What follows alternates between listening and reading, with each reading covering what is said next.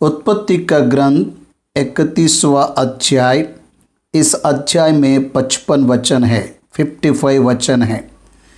ये 55 वचनों में लिखे गए प्रमुख वृत्तांत को मैं बता रहा हूँ। सुनिए। याकूब ने लाबान के लिए दूसरी बार 20 वर्ष कार्य किया। लाबान के घर में याकूब 20 वर्ष रहा, घर के बाहर और 20 वर्ष रहा, कुल मिलाकर 40 वर्ष रहा। याकूब इसहाक और रिबका के आज्ञा के अनुसार पद्दनाराम जाकर उसके मामा लाबान के घर में उसके माता पिता के आज्ञा के अनुसार विवाह के लिए लड़की पाने के लिए वह पहले के 7 वर्ष वहाँ पर रहा। 7 वर्ष की सेवा राहेल के लिए किया, लेकिन धोखा खाया। लिया को पत्नी के रूप में याकूब ने पा लिया और 7 वर्ष राहेल के लिए सेवा किया, उसको पत्नी के रूप में पाया। 14 वर्ष में लिया राहेल जिल्फा के द्वारा 11 पुत्रों को पाया। एक बेटी को याकूब ने पाया। जब यूसुफ का जन्म हुआ तब याकूब 91 वर्ष का था। जब वह पद्दनाराम गया तब उसे 70 वर्ष थे। वह पहले के 7 वर्ष पत्नी के लिए सेवा करने के बाद 21 वर्ष में से 7 निकालने पर 14 वर्ष, ये 14 वर्ष में संतान को उसने पाया। यूसुफ और बिन्यामीन के बीच में 20 वर्ष की कालावधि। 30वां अध्याय हमें 40 वर्ष के इतिहास के बारे में बताता है। याकूब ने अपने मामा के निमित्त नए कॉन्ट्रैक्ट को लेकर काम किया।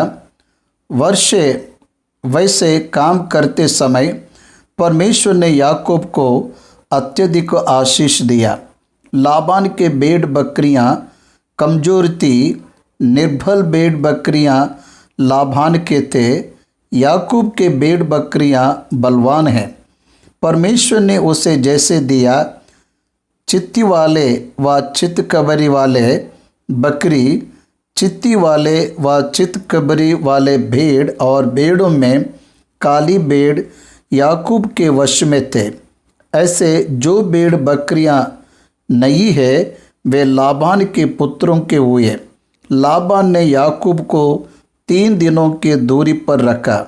उसके और याकूब के बीच 3 दिन की दूरी मतलब लगभग 50 किलोमीटर की दूरी रखा।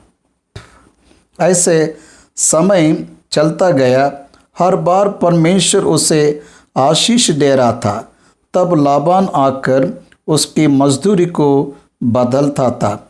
जितनी बार लाबान ने याकूब की मजदूरी बदला, उतनी बार परमेश्वर ने याकूब को आशीष दिया। अब याकूब उसके पिता के घर जाने का निर्णय ले लिया।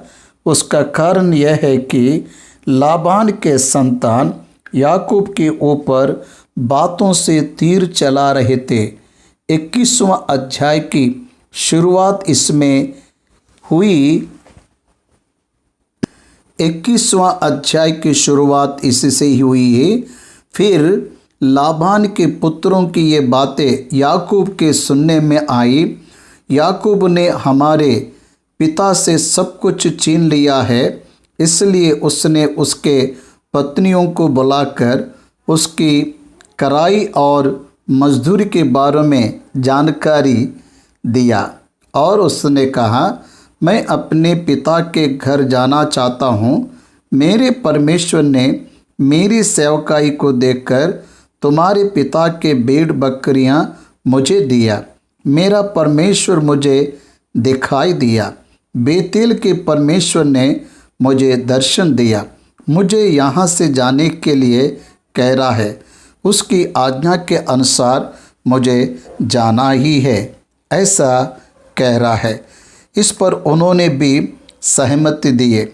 याकूब बुद्धिमान है, घर जाकर उनसे बात नहीं किया, उन्हें ही मैदान में बुलाया और उनसे बात किया।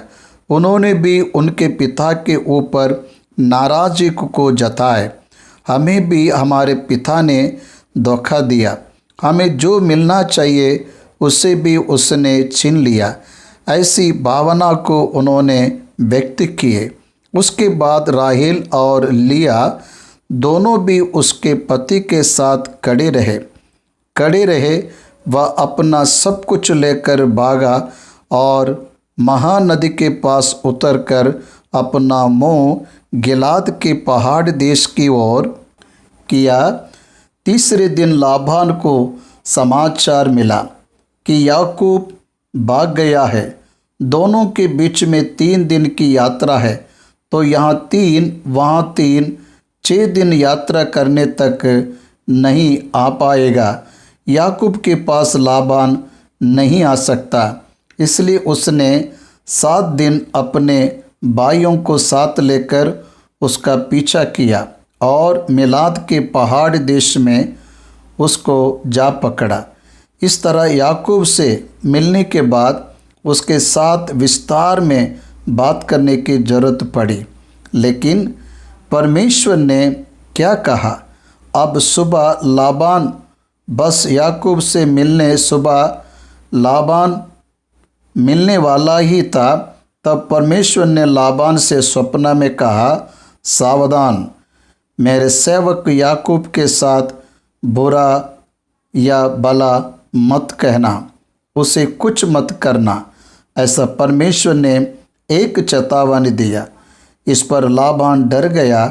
तब लाबान याकूब से कहने लगा, तूने ये क्या किया कि मेरे पास से चोरी से चला आया और मेरी बेटियों के ऐसा ले आया मानो तलवार के बल से बंधी गई हो?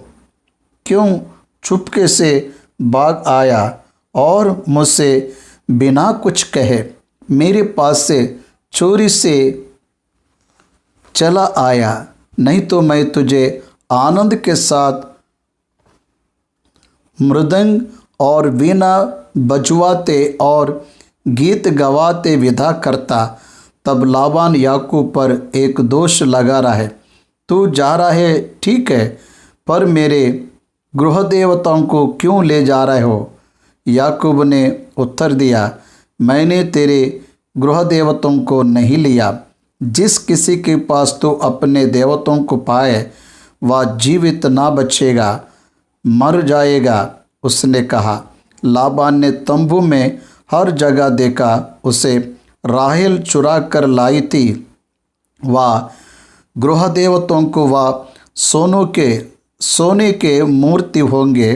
उसे राहेल ने चुरा कर ऊँट की काटी में रखे उन पर बैठी थी। राहेल ने अपने पिता से कहा, हे मेरे प्रभु, इससे असफल ना हो कि मैं तेरे सामने नहीं उठी, क्योंकि मैं मासिक दर में हूँ। फिर लाबान ने गृह देवता ना मिलने पर अपने बेटियों को चुमा और चला दिया। वह उस तरह जाने के द्वारा ये 21वां अध्याय समाप्त होता है। ये 31वां अध्याय समाप्त होता है। ये जब वचन वचन में समझाते समय वचन वचन में समझेंगे तब और अधिक जानकारी लेते जाएंगे। 31वां अध्याय पहला वचन, फिर लाबान के पुत्रों की ये बातें याकूब के सुनने में आई। याकूब ने हमारे पिता का सब कुछ छीन लिया है और हमारे पिता के धन के कारण उसकी ये प्रतिष्ठा है। एक विमर्श याकूब के जीवन में देखने को मिल रहा है। लोगों की सोच कई संदर्भों में हमें दुख में डालता है। याकूब 20 वर्ष बहुत प्रयास किया, परमेश्वर ने उसकी सहायता की। उसे किस तरह से चुनाव करना चाहिए उसे परमेश्वर ने सिखाया, उसे बताया उसका याकूब ने उसका पालन किया। इस कारण से वह अत्यंत धनवान हो गया। उसके सगे पत्नी के भाई साले एक विमर्श किए, याकूब ने जो भी धन कमाया वह मेरे पिता के द्वारा ही कमाया, ऐसा उन्होंने कहा। उसे अगर वास्तव रूप से हम देखें तो याकूब और लाबान के बीच में हुए एग्रीमेंट में जो याकूब को मिला, उसके अलावा याकूब ने लाबान से कुछ छुपा कर नहीं चुराया। उसके करे परिवर्तन के द्वारा ही याकूब उस धन को उसने प्राप्त किया, लेकिन निंदा को पाना पड़ा। निंदा किसी भी व्यक्ति को दुखी करता है, इसलिए याकूब दुखी है। दूसरा वचन, और याकूब ने लाबान के मुख पर दृष्टि की और ताड़ लिया कि वह उसके प्रति पहले के समान नहीं है। दोनों भी रिश्तेदार है, मामा और भांजा, ऊपर से जमाई भी है। उसके बाद फिर उन दोनों के बीच में क्यों ऐसा अंतर आया है? देखे तो उसमें गलती लाबान की है। लाबान ने अपने स्वयं के लाभ के लिए याकूब को एसोसिएट के रूप में बुलाया। उसके घर में 20 साल रहने पर लाबान के भेड़ बकरियों को लाबान ने ही अनुभव किया। केवल पत्नियों के लिए, बच्चों के लिए कुछ ना लेते हुए, मजदूरी धन के रूप में ना लेते हुए याकूब ने लाबान की सेवा किया। तब तक लाबान आनंदपूर्वक था। दूसरी बार 20 साल मजदूरी पर काम करने के बाद ही लाबान का मुख मुरझा गया। इसका कारण है उसके भेड़ बकरियों से ज़्यादा याकूब के भेड़ बकरियां बलवान जन्म लेना ही है। परमेश्वर की सहायता से याकूब अभिवृद्धि को पा रहा है तो लाबान बर्दाश्त नहीं कर पा रहा है। आजकल भी बहुत से खून के रिश्तेदार ऐसे ही होते हैं। एक जन अभिवृद्धि को पाते हैं तो दूसरे उन्हें देखकर दुखी हो जाते हैं, उनके मुख को मुरझा लेते हैं। ये साधारण रूप से तभी नहीं, अब भी ऐसा लोग करते हैं। वैसे परिस्थितियों का सामना जब याकूब ने किया, तब याकूब ने एक निर्णय लिया। तब यहोवा ने याकूब से कहा, अपने पितरों के देश और अपनी जन्मभूमि के लौट जा और मैं तेरे संग रहूँगा। तब याकूब ने राहेल और लिया को मैदान में अपने भेड़ बकरियों के पास बुलवाकर उनसे बात कर रहा है। परिस्थितियाँ अलग हो गए हैं। खून के रिश्तेदारों के चेहरे मुरझा गया है। उसके कारण याकूब दुखी है, दुख में निंदा को पा रहे हैं। परमेश्वर ने उसे दर्शन देकर कहा, अपनी जन्मभूमि में लौट जा। परमेश्वर ने जब याकूब से बात किया तब उसके पत्नियों की सहमति के लिए उन्हें बुलाया, क्योंकि जब याकूब पद्दनाराम में आया तब अकेला था, पर अभी उसके पास बहुत सारे भेड़ बकरियां हैं। उसके पास परिवार, अभी उसके पास अकेले की इच्छा नहीं, बाकी के सभी लोगों को भी बाहर आने चाहिए। उनको अगर इच्छा नहीं रहेगी तो वे बाहर नहीं आएंगे।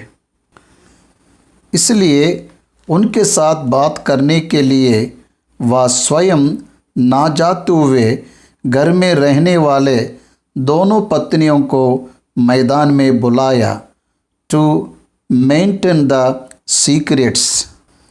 सीक्रेटली पत्नियों से बात करने के लिए उन्हें मैदान में बुलाकर उनके साथ चर्चा करना प्रारंभ किया।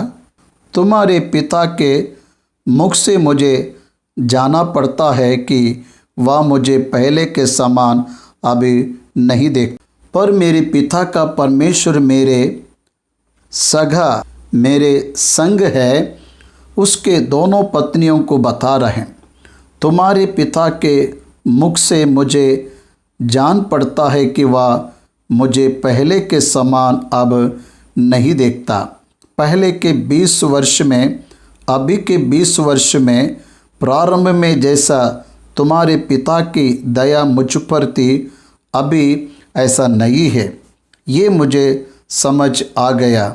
हमें भी समझ में आ जाता, अगर कोई हमारे फेवर में रहे या ना रहे तो भी हमें समझ में आ जाता है। उसी तरह से ही याकूब को भी समझ आ गया। मुख को मुरझाने रखने वाला लाबान उसे समझ आ गया।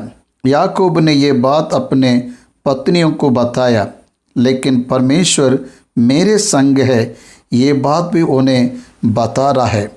पिता परमेश्वर मेरे संग है, ये कितनी बड़ी अनुग्रह और सहायता है बताइए।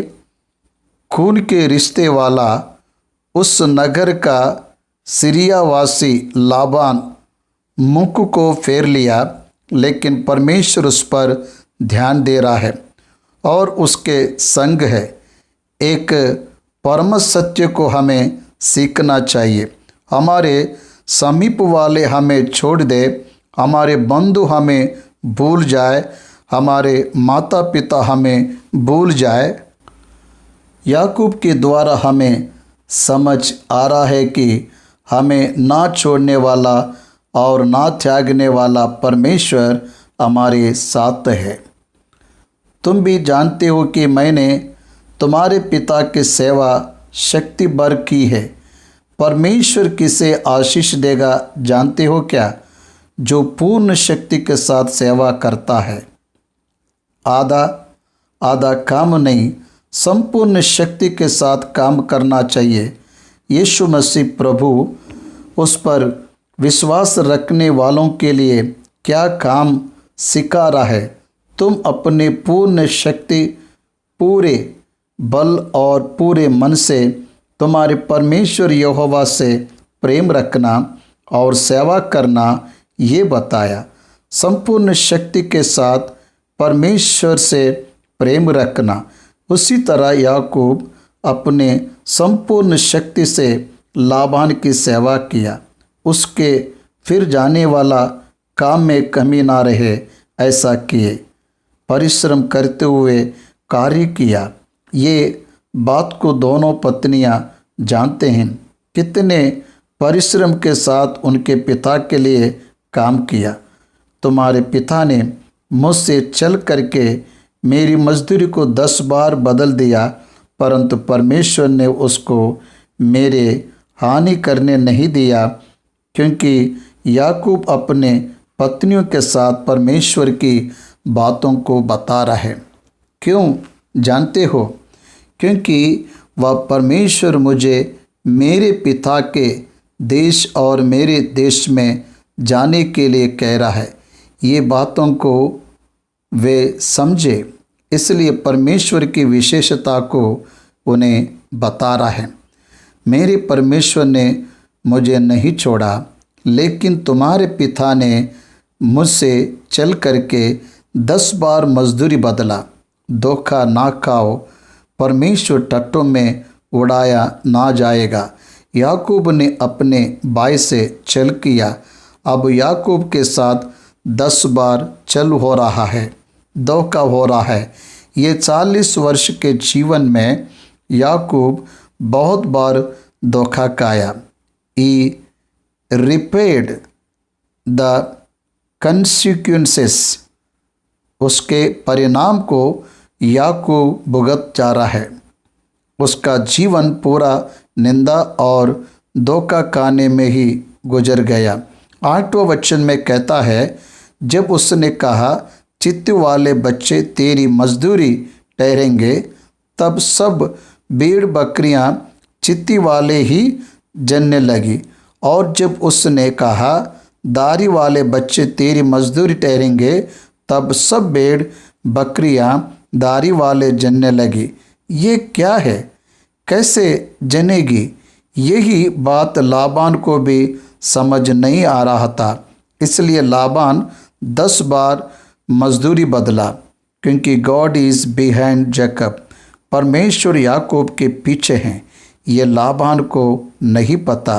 लाबान ने जब चित्ती वाले बच्चे तेरी मजदूरी कहा, तब चित्त वाले बच्चे जनने लगी, और दारी वाले बच्चे तेरी मजदूरी कहा, तब दारी वाले भेड़ बकरियां जनने लगी। इस तरह जब भेड़ बकरियां जनने लगी, तब सब याकूब के इसमें आने वाले ही जनने लगी। अब जिसके भेड़ बकरियां हैं, अब उसके अनुकूल ये एक भेड़ बकरी भी नहीं आने से उसे क्या लाभ होगा? लेकिन कुछ नहीं बोल सकता, क्योंकि उसने ही ये अग्रीमेंट रखा, उसे तोड़ नहीं सकता। इसलिए फिर उसे बदलता था। फिर से बदलने के बाद भी परमेश्वर उसके अनुकूल में ही बच्चे जनने के लिए किया। इस तरह उन दोनों के बीच में भेदभाव आ गया। 9वां वचन इसी रीति से, परमेश्वर ने तुम्हारे पिता के पशु लेकर मुझे दे दिए।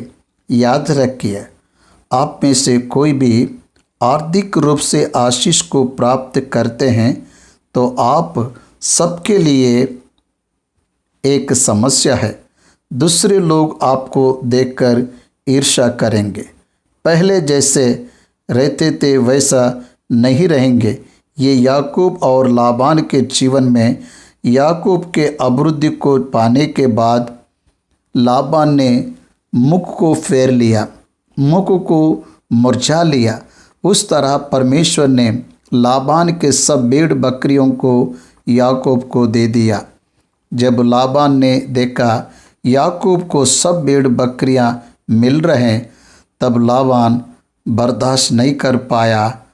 11वां वचन, तब परमेश्वर के दूत ने मुझसे कहा, हे याकूब। मैंने कहा, क्या आज्ञा? उसने कहा, आंखें उठाकर उन सब बकरों को जो बकरियों पर चढ़ रहे देख, कि वे धारी वाले, चित्ती वाले और धब्बे वाले हैं, क्योंकि जो कुछ लाबान तुझसे करता है वह मैंने देखा है। देखिए, यहाँ परमेश्वर बात कर रहे हैं। आज हम यहाँ पर एक बात को सीखेंगे। हमारे विपरीत से जितने भी मनुष्य योजना करे, फिर भी हमें डरना नहीं चाहिए, दुखी नहीं होना चाहिए, क्योंकि वचन हमें बताता है जितने हथियार तेरे हानि के लिए बनाए जाए, उनमें से कोई सफल ना होगा। हमारे हानि के लिए सोचने वाले लोगों को परमेश्वर देख रहा है, ये हमें जानना चाहिए। हमारा परमेश्वर हमारे पक्ष में रहकर हमारे शत्रुओं से युद्ध करता है। ये सब हम जानेंगे तो आनंदपूर्वक रह पाएंगे।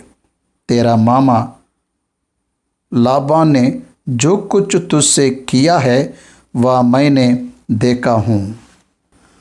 इसमें थोड़ा छोड़ेगा। इस भ्रम में मत रहिए।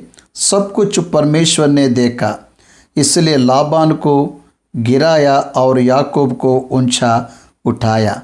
मैं उस बेतेल का परमेश्वर हूँ, जहाँ तूने एक खंभा पर तेल डालकर दिया और मेरी मन्नत मानी थी। मैं कौन हूँ जानते हो क्या? तुम जब पद्दनाराम जाते समय एक रात को सबसे पहले तुझसे मिलकर बेतेल में बात किया था, वह बेतेल का परमेश्वर मैं हूँ। देखिए, उस दिन ही बताया, मैं तेरे संग रहूँगा, तो जहाँ जाएगा वहाँ मैं तेरे संग चलूँगा, वहाँ से मैं फिर तुझे वापस ले आऊँगा। उसी दिन बताया और अब फिर बता रहे हैं, अब चल, इस देश से निकालकर अपनी जन्मभूमि को लौट जा, ऐसा मुझे बताया। याकूब अपने पत्नियों को बता रहा है, मुझे तुम्हारे पिता से बचाने वाला परमेश्वर, तेरे पिता के भेड़ बकरियों को मेरे वश में करने वाला परमेश्वर, बलवान पशु को मुझे देने वाला परमेश्वर, पशु के चारा गृह में क्या करना बताने वाला परमेश्वर अभी बता रहा है। बेतेल का परमेश्वर मुझसे बात करते हुए मेरे पिता के घर जाने के लिए कह रहा है। अब तुम बताओ क्या करना चाहिए, ऐसा पूछ रहा है। तब राहेल और लिया दोनों ने एक ही बात कहे, क्या हमारे पिता के घर में अभी भी हमारा कुछ भाग व अंश बचा? लाबान कितना अधर्मी है, देखिए, दोनों बेटियों को कुछ भी भाग नहीं दिया। क्या हम उसकी दृष्टि में पराया ना ठहरे? भाग और अंश यानी उन्हें मिलने वाला भाग, प्रोटीन ऑफ एसेंट्स कहाँ दिया? प्रोटीन ऑफ ब्लेसिंग कहाँ दिया? ये उसका मतलब है। परमेश्वर ने हमारे पिता का जितना धन ले लिया है वह हमारा और हमारे बच्चों का है। अब जो कुछ परमेश्वर ने तुझसे कहा है वही कर, ऐसा उत्तर दिए। हमारा पिता अभी महत्वपूर्ण नहीं है। तुझे जो तेरे परमेश्वर ने कहा उसे कर। तो जो भी कह रहा है वह करेक्ट है। उन्होंने अंगीकार किए। तब याकूब ने अपने बच्चे और स्त्रियों को ऊंट पर चढ़ाया और जितने पशुओं को वह पद्दनराम में इकट्ठा करके धनवान हो गया था, सबको कनान में अपने पिता इसहाक के पास जाने के विचार से साथ ले गया। पूरा परिवार एक सहमति में आ गया।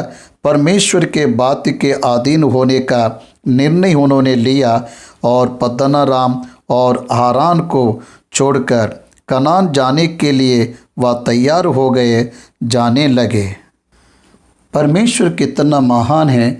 याकूब को जो प्रतिज्ञा किया उसे पूरा कर रहे हैं। याकूब सब कुछ अपने साथ लेकर जा रहे हैं। परमेश्वर ने याकूब को जो भी दिया उन सबको लेकर गिलाद के पहाड़ की ओर जा रहा है।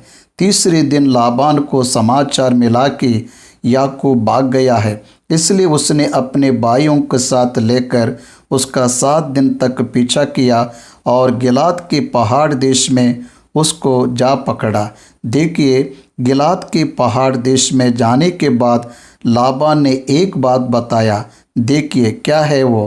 परंतु परमेश्वर ने रात के स्वप्न में आरामी लाबान के पास आकर कहा, सावधान रहो, तो याकूब से ना तो भला कहना और ना बुरा। इस तरह से उसे बताया।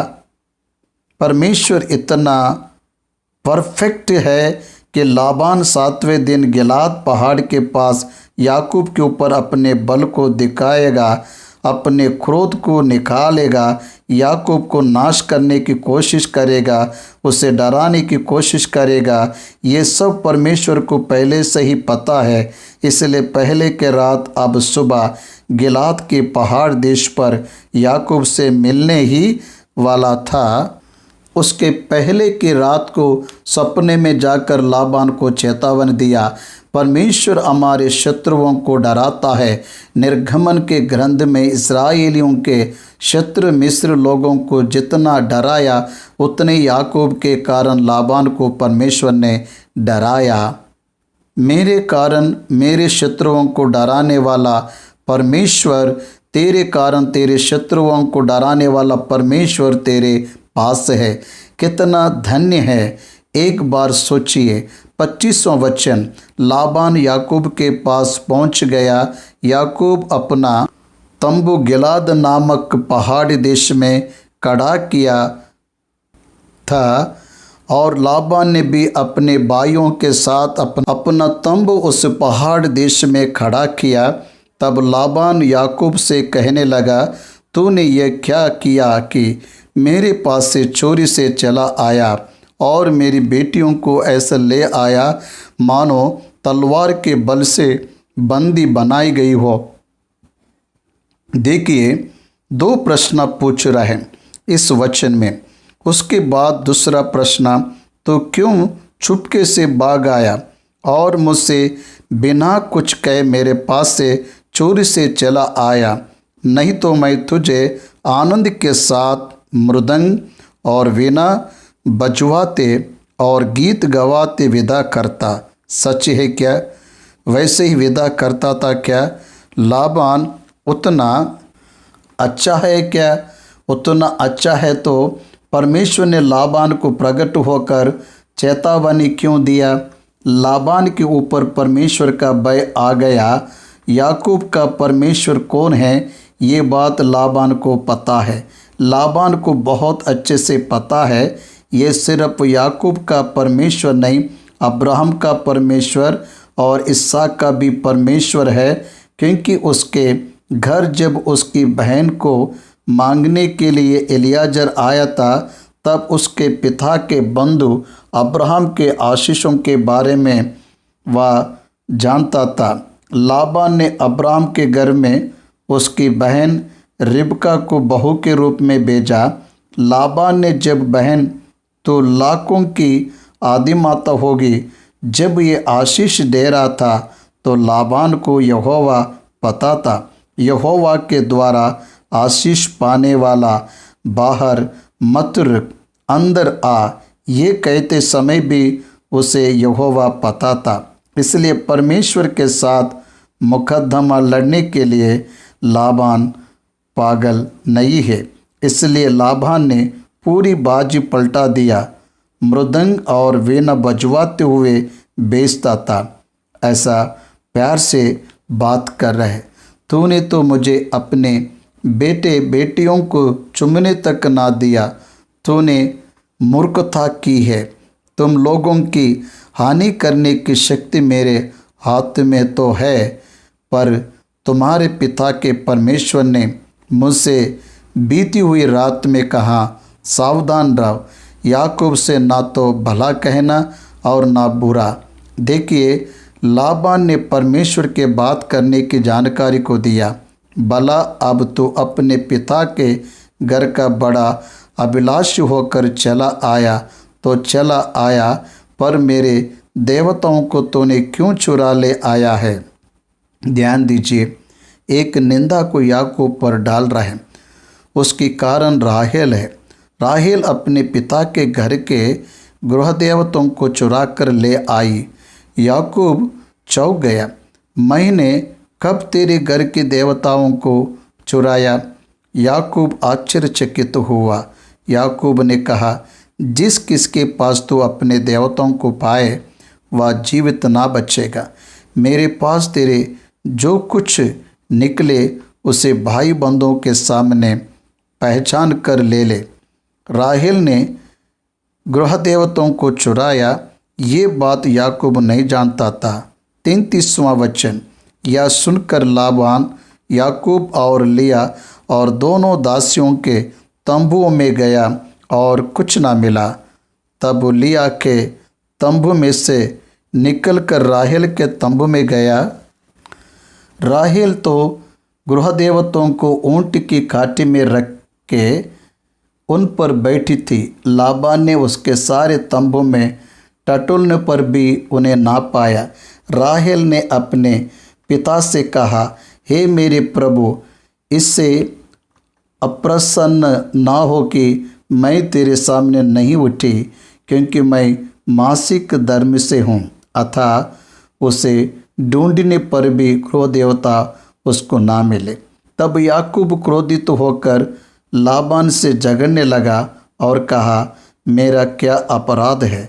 मेरा क्या पाप है कि तूने इतना क्रोधित होकर मेरा पीछा किया है? तूने जो मेरी सारी सामग्री को टटोल कर देखा तो तुझको आपके अपने घर की सारी सामग्री में से क्या मिला?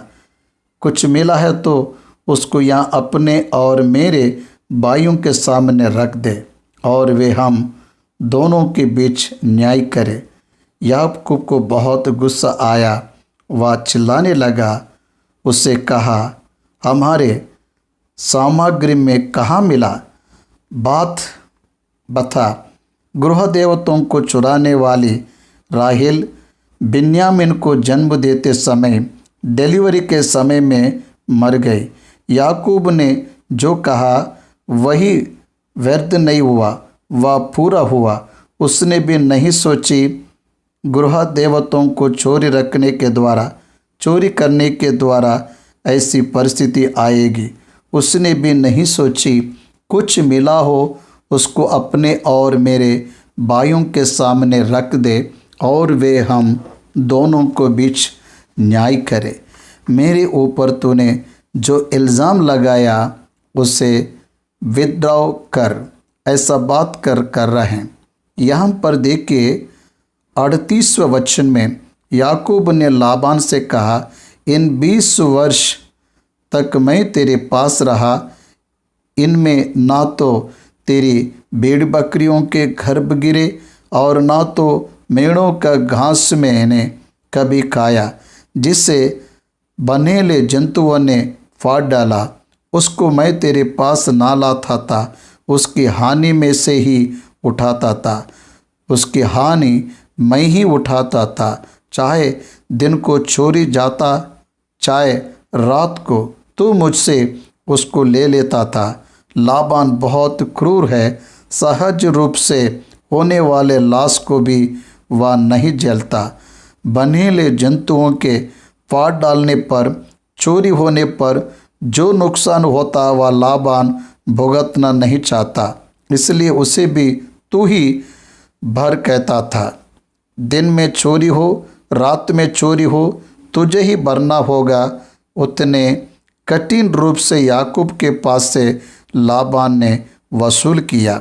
20 वर्ष तक मैं तेरे घर में रहा, 14 वर्ष तो मैंने तेरी दोनों बेटियों के लिए और 6 वर्ष तेरे भेड़ बकरियों के लिए सेवा की, और तूने मेरी मजदूरी को 10 बार बदल डाला। मैंने तेरी बहुत सेवा की, लेकिन तूने मेरी मजदूरी को 10 बार बदल डाला।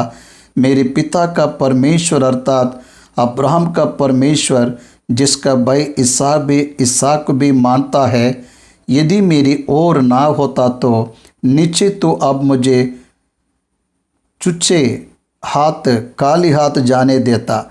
मेरे दुख और मेरे हाथों के परिश्रम को देखकर परमेश्वर ने बीती हुई रात में तुझे डांटा। लाबान तो बहुत क्रूर है, इतना क्रूर है कि मुझे धोखा देकर मेरी पत्नियों, बच्चों, भेड़ बकरी सबको अपने पास रखकर मुझे अकेला भेज देता था। कितना बड़ा इल्ज़ाम यहाँ लाबान पर लगा रहा है। सच है, वैसे मन को लाबान ने रखा था, लेकिन मेरे परमेश्वर ने तेरे मन को जानकर तुझे डांटा। जिसका भय मेरा पिता इसहाक रखता था, वही तुझे डराने के लिए आया। आमीन। मेरे परमेश्वर के कारण मैं सुरक्षित हो, नहीं तो तेरे कारण मैं नाश होता। ऐसा उसने बताया। 43वां वचन, लाबान ने याकूब से कहा, ये बेटियां तो मेरी ही है और ये बच्चे भी मेरे ही है और ये भेड़ बकरियां भी मेरी है, और जो कुछ तुझे देख पड़ता है वह सब मेरा ही है। परंतु अब मैं अपनी इन बेटियों और इनकी संतान से क्या कर सकता हूँ? कुछ नहीं कर सकता। लेने का अगर उससे मन रहेगा तो भी परमेश्वर ने पहले ही उससे वार्निंग दिया, सावधान, ऐसा प्रभु ने चेतावनी दिया। इसलिए परमेश्वर के विपरीत में लाबान क्या कर सकता, इसलिए उसने कहा मैं कुछ नहीं कर सकता। अब आ, मैं और तो दोनों आपस में वाचा बांधे। वाचा क्या है? वह मेरे और तेरे बीच साक्षी ठहरे, ऐसा याकूब से कहा। तब याकूब ने एक पत्थर लेकर उसका खंभा खड़ा किया। तब याकूब ने अपने भाई बंधुओं से कहा, पत्थर इकट्ठा करो। या सुनकर उन्होंने पत्थर इकट्ठा करके एक डेर लगाया और वही डेर के पास उन्होंने भोजन किया। उस डेर का नाम लाबान ने तो यज्रा सहद्रुया पर याकूब ने गिलियाद रखा। लाबान ने कहा, यह डेर आज से मेरे और तेरे बीच साक्षी रहेगा। इस कारण उसका नाम गिलियाद रखा। गिलियाद का मतलब है साक्षी। और मिस्पा भी, क्योंकि लाबान ने कहा, जब हम एक दूसरे से दूर रहे तब यहोवा मेरी और तेरी देखभाल करता रहे। ये बात याकूब ने नहीं कहा, लाबान ने कहा, जब हम एक दूसरे से दूर रहेंगे, जब हम एक दूसरे से दूर रहेंगे तब यहोवा मेरी और तेरी देखभाल करता रहे। आप में से कितने लोगों को ये जानकारी है? परमेश्वर मेरे जीवन में जो हो रहा है, मैं दूसरों के साथ जो कर रहा हूँ, दूसरे जो मेरे लिए कर रहे हैं, उसे परमेश्वर देख रहा है। ये बात कितने लोग जानते हैं? अन्य जाति का लाबान ठीक है, बाकी के मसीह लोगों में से जब हम एक दूसरे से दूर रहें तब यहोवा मेरी और तेरी देखभाल करता रहे, इसलिए उसका नाम मिस्पा रखा। लाबान ने कहा, यदि तू मेरी बेटियों को दुख दे या उनके सिवाय और स्त्रियां ब्याह ले तो हमारे साथ कोई मनुष्य तो ना रहेगा। पर देख, मेरे तेरे बीच में परमेश्वर साक्षी रहेगा। मेरी बेटियों को अगर तू टॉर्चर करे या पीड़ा देगा या हॉरेसमेंट करे, उसे अकेला छोड़कर दूसरे स्त्रियों से विवाह करने से कोई कुछ नहीं बोलेगा। ऐसा सोच रहे होगा, क्योंकि मैं तुझसे दूर जा रहा हूँ। तेरे मेरे बीच में यह साक्षी का डेर है, ना तू पार करना ना मैं इसे पार करूँगा। तू मुझे छोड़ के जाने के बाद अगर मेरी बेटियों के साथ अन्याय करेगा तो परमेश्वर तुझे देख रहा है, ये याद रख। ऐसा लाबान ने याकूब को वार्निंग दिया। फिर लाबान ने याकूब से कहा, इस डेर को देख और इस खंभे को भी देख, जिनको मैंने अपने और तेरे बीच में खड़ा किया। ये डेर और ये खंभा दोनों इस बात के साक्षी रहेंगे कि हानि करने के विचार से ना तो मैं इस डेर को पार करके तेरे पास जाऊंगा, ना तो इस डेर और इस खंभे को पार करके मेरे पास आएगा। अब्राहम और नाहोर और उनके पिता तीनों का जो परमेश्वर है, वही हम दोनों के बीच न्याय करे। तब याकूब ने उस पहाड़ पर मेल बलि चढ़ाया और अपने भाई बंधुओं को भोजन करने के लिए बुलाया। तब उन्होंने भोजन करके पहाड़ पर रात बिताई। भोर को लाबान उठा और अपने बेटे बेटियों को चूमकर और आशीर्वाद देकर चल दिया और अपने स्थान को लौट गया। गिलाद नामक स्थान उन दोनों के बीच में साक्षी रहा। वह अब से वहाँ के उधर नहीं जा सकते, उधर से इधर नहीं आ सकते। नहीं जाने के लिए समझौता किए। उस तरह से वे लोग समझौता किए। फिर भोजन किए। भोर को सब लोग अपने अपने रास्ते को चल दिए। लाबान अपने बेटे बेटियों को चूमकर अपने स्थान को लौट गया।